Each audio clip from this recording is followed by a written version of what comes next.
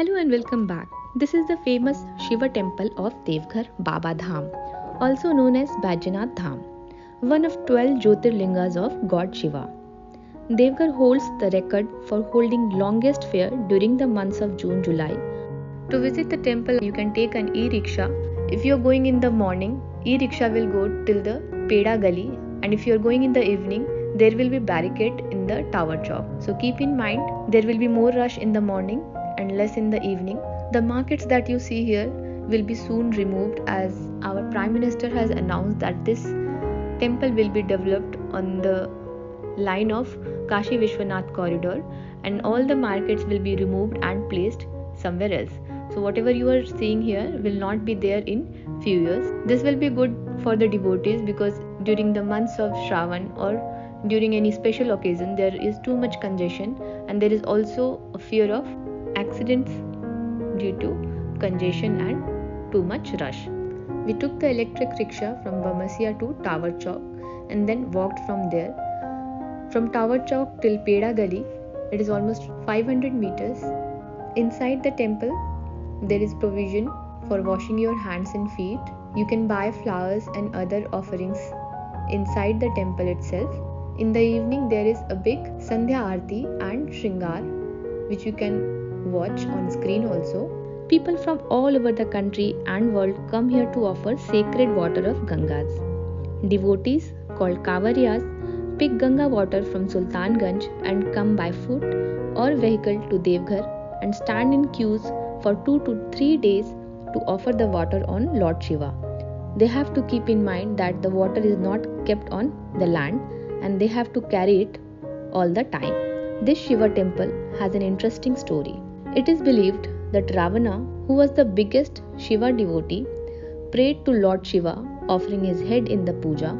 After his extreme sacrifice, Lord Shiva came and asked him for his wish. On this, Ravana wanted that Lord Shiva come to his place Lanka, leaving Kailash. Shiva agreed, but on one condition, that Ravan will not place him on any land except for Lanka. If he does that, then that place will be his abode and he won't go to Lanka with him. Ravana accepted this condition. He started making preparation to take Shiva with him, means the Shivaling with him. However, hearing this, other gods became restless. They knew that this would make Ravana more powerful and the world will be devoid of Lord Shiva. Kailasa will be empty. So they asked Lord Vishnu to do something. Lord Vishnu then entered Ravana's belly through sacred water called Achaman, Jal, that one has to drink before doing any puja or touching any god. Ravana drank that water, the Achaman Jal, and picked Shivaling. After some time, Ravana felt the need to relieve himself. But according to Shiva's condition, he could not put Shivaling down. So he looked here and there and found a goat herd nearby.